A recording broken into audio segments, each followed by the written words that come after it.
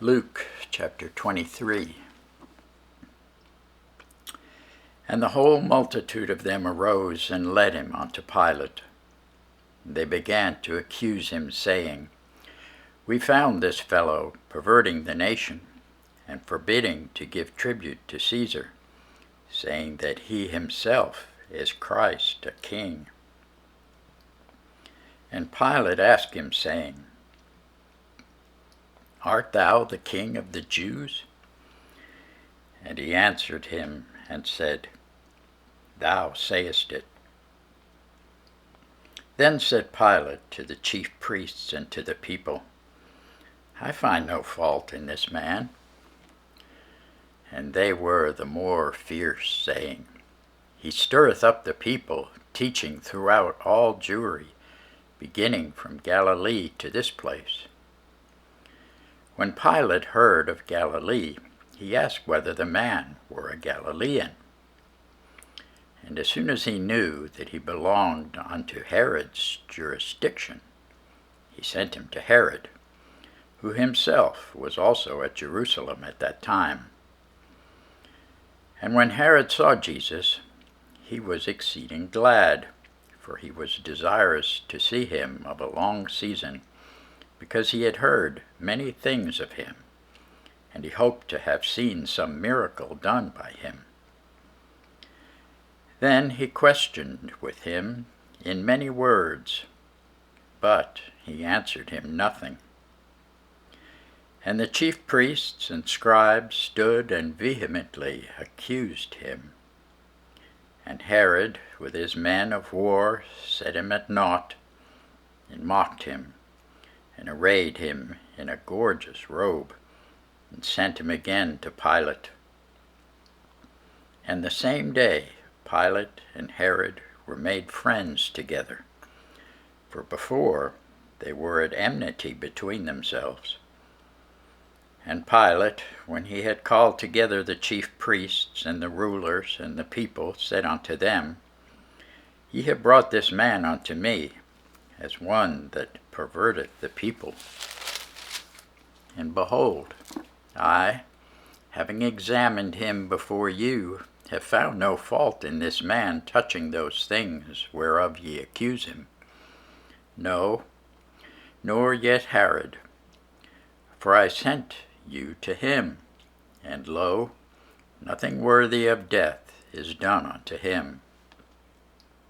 I will therefore chastise him and release him. For of necessity he must release one unto them at the feast. And they cried out all at once, saying, Away with this man, and release unto us Barabbas, who for a certain sedition made in the city, and for murder was cast into prison.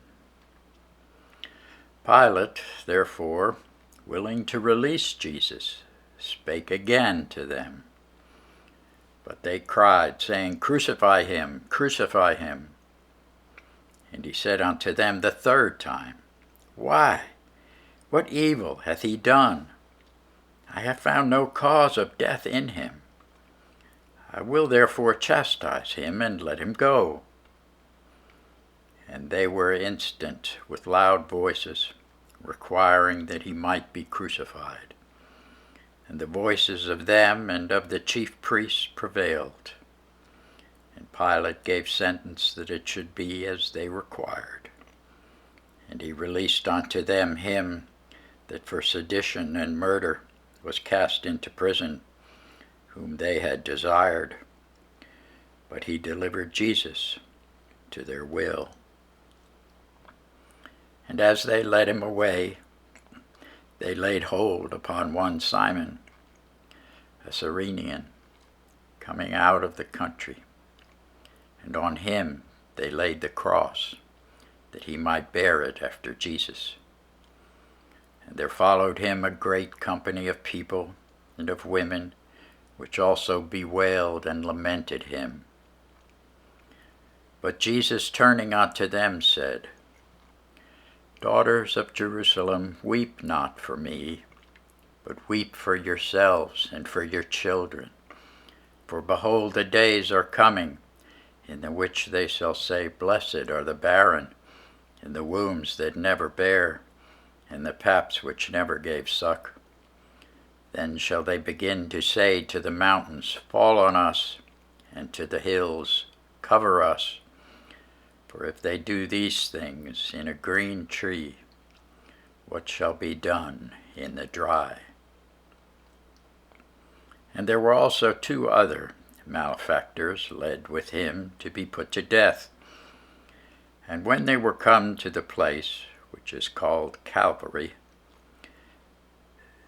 there they crucified him and the malefactors, one on the right hand and the other on the left. Then said Jesus, Father, forgive them, for they know not what they do. And they parted his raiment and cast lots. And the people stood beholding, and the rulers also with them derided him, saying, He saved others, let him save himself, if he be Christ, the chosen of God. And the soldiers also mocked him, coming to him and offering him vinegar, and saying, If thou be the King of the Jews, save thyself. And a superscription also was written over him in letters of Greek and Latin and Hebrew, This is the King of the Jews. And one of the malefactors, which were hanged, railed on him, saying, If thou be Christ, save thyself and us. But the other, answering, rebuked him, saying, Dost not thou fear God, seeing thou art in the same condemnation? And we indeed justly, for we receive the due reward of our deeds. But this man hath done nothing amiss. And he said unto Jesus, Lord, remember me when thou comest into thy kingdom. And Jesus said unto him, Verily I say unto thee, today shalt thou be with me in paradise. And it was about the 6th hour, and there was a darkness over all the earth until the 9th hour. And the sun was darkened, and the veil of the temple was rent in the midst. And when Jesus had cried with a loud voice, he said, Father, into thy hands I commend my spirit. And having said thus, he gave up the ghost. Now when the centurion saw what was done, he glorified God, saying, Certainly this was a righteous man. And all the people that came together to that sight, beholding the things which were done, smote their breasts and returned. And all his acquaintance and the women that followed him from Galilee stood afar off, beholding these things. And behold, there was a man named Joseph, a counselor. He was a good man and a just.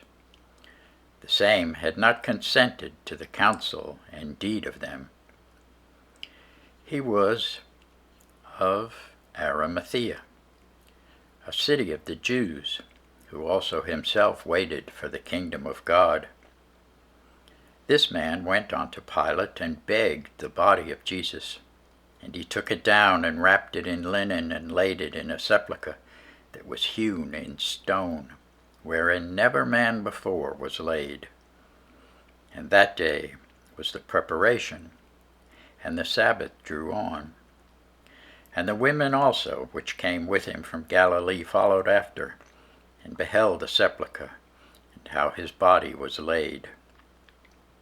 And they returned, and prepared spices and ointments, and rested the Sabbath day, according to the commandment. Thanks be to God for his word.